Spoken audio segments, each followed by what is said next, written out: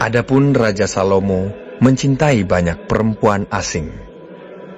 Di samping anak Firaun, ia mencintai perempuan-perempuan Moab, Amon, Edom, Sidon, dan Het.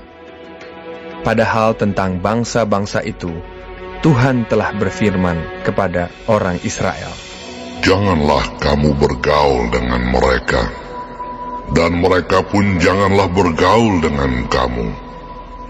Sebab sesungguhnya mereka akan mencondongkan hatimu kepada Allah-Allah mereka." Hati Salomo telah terpaut kepada mereka dengan cinta. Ia mempunyai 700 istri dari kaum bangsawan dan 300 gundik.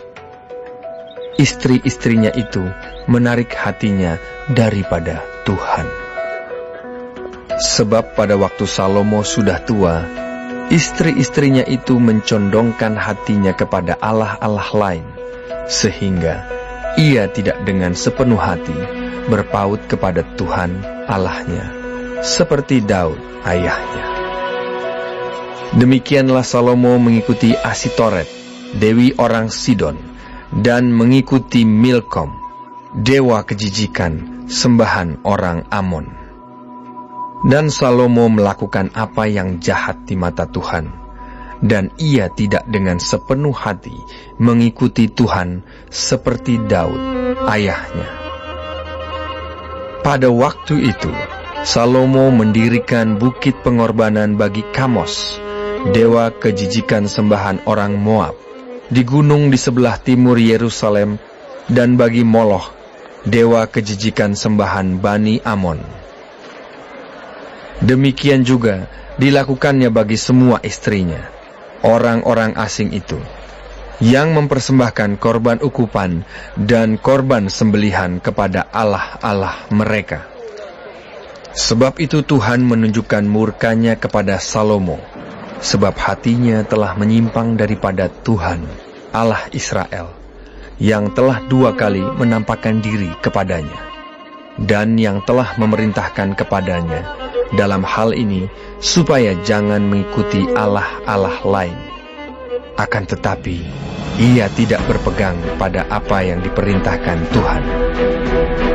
Lalu berfirmanlah Tuhan kepada Salomo, "Oleh karena begitu kelakuanmu, yakni engkau tidak berpegang pada perjanjian dan segala ketetapanku yang telah kuperintahkan kepadamu, maka sesungguhnya aku akan mengoyakkan kerajaan itu daripadamu dan akan memberikannya kepada hambamu.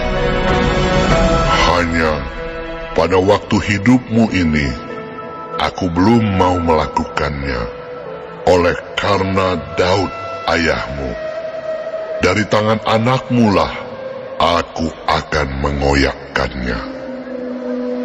Namun demikian, kerajaan itu tidak seluruhnya akan kukoyakkan daripadanya.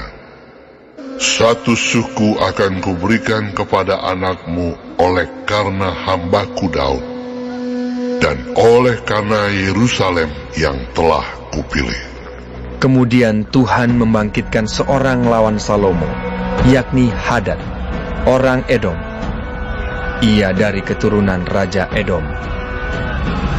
Sesudah Daud memukul kalah orang Edom, maka Panglima Yoab pergi menguburkan orang-orang yang mati terbunuh, lalu menewaskan semua laki-laki di Edom.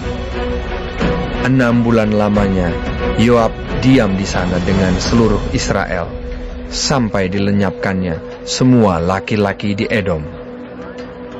Tetapi Hadad melarikan diri bersama-sama dengan beberapa orang Edom dari pegawai-pegawai ayahnya, dan mengungsi ke Mesir.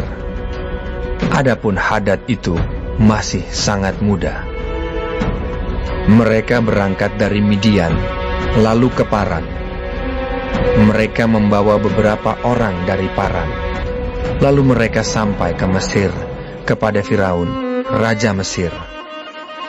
Ia ini memberikan rumah kepada Hadad, menentukan belanjanya, dan menyerahkan sebidang tanah kepadanya. Hadad demikian disayangi Firaun, sehingga diberikannya kepadanya seorang istri, yakni adik istrinya sendiri, adik permaisuri Tahpenes.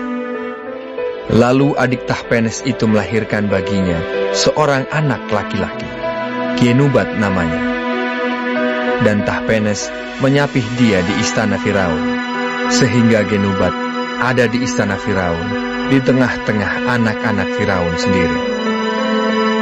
Ketika didengar Hadad di Mesir bahwa Daud telah mendapat perhentian bersama-sama dengan nenek moyangnya, dan bahwa Panglima Yoab sudah mati juga, maka berkatalah Hadad kepada Firaun, "Biarkanlah aku pergi ke negeriku."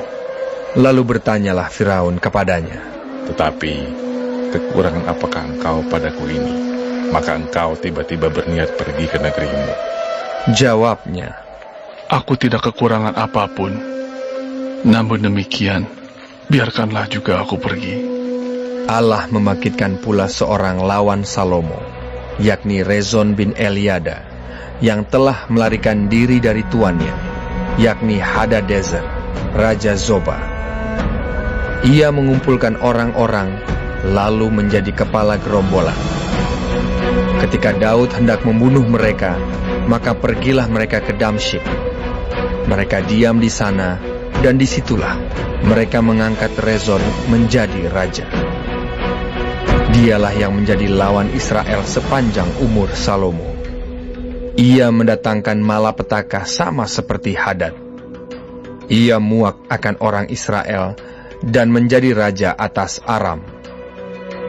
Juga Yerobeam bin Nebat, seorang Efraim dari Zereda, seorang pegawai Salomo, nama ibunya Zerua, seorang janda, memberontak terhadap raja.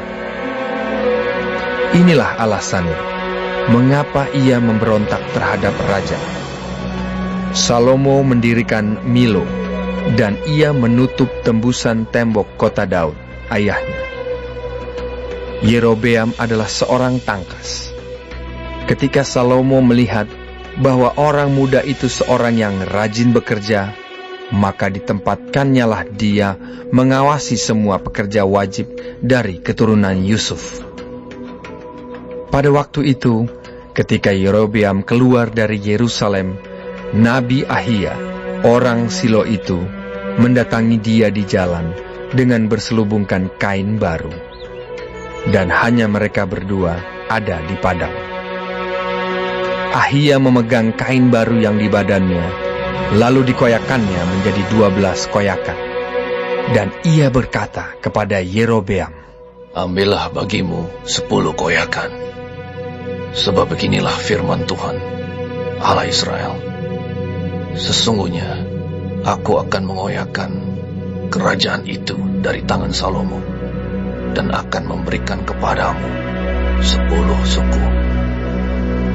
Tetapi 1 suku akan tetap padanya, oleh karena hambaku Daud, dan oleh karena Yerusalem, kota yang kupilih itu dari segala suku Israel.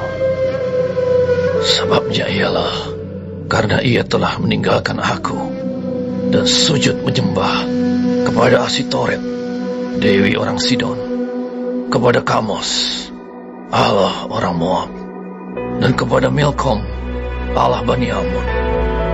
Dan ia tidak hidup menurut jalan yang kutunjukkan, dengan melakukan apa yang benar di mataku, dan dengan tetap mengikuti segala ketetapan dan peraturanku seperti Daud ayahnya. Bukan dari tangannya akan kuambil seluruh kerajaan itu. Aku akan membiarkan dia tetap menjadi raja seumur hidupnya, oleh karena hambaku Daud yang telah kupilih, dan yang tetap mengikuti segala perintah dan ketetapanku. Tetapi dari tangan anaknya lah aku akan mengambil kerajaan itu, dan akan memberikannya kepadamu, yakni 10 suku. Dan kepada anaknya akan kuberikan 1 suku, supaya hambaku Daud selalu mempunyai keturunan di hadapanku di Yerusalem, kota yang kupilih. pilih bagiku supaya namaku tinggal di sana. Maka engkau ini akan kuambil supaya engkau memerintah atas segala yang dikehendaki hatimu dan menjadi raja atas Israel. Dan jika engkau mendengarkan segala yang kuperintahkan kepadamu dan hidup menurut jalan yang kutunjukkan dan melakukan apa yang benar di mataku dengan tetap mengikuti segala ketetapan dan perintahku seperti yang telah dilakukan oleh hamba-Ku Daud, maka aku akan menyertai engkau dan akan membangunkan bagimu suatu keluarga yang teguh seperti yang kubangunkan bagi Daud, dan aku akan memberikan orang Israel kepadamu. Dan untuk itu aku akan merendahkan keturunan Daud, tetapi bukan untuk selamanya. Lalu Salomo berikhtiar membunuh Yerobeam, tetapi Yerobeam bangkit dan melarikan diri ke Mesir, kepada Sisak, raja Mesir, dan di Mesirlah ia tinggal sampai Salomo mati. Selebihnya dari riwayat Salomo dan segala yang dilakukannya dan hikmatnya, bukankah semuanya itu tertulis dalam kitab riwayat Salomo? Lamanya Salomo memerintah di Yerusalem atas seluruh Israel ialah 40 tahun. Kemudian Salomo mendapat perhentian bersama-sama dengan nenek moyang, dan ia dikuburkan di kota Daud, ayahnya. Maka Rehabeam, anaknya, menjadi raja, menggantikan dia.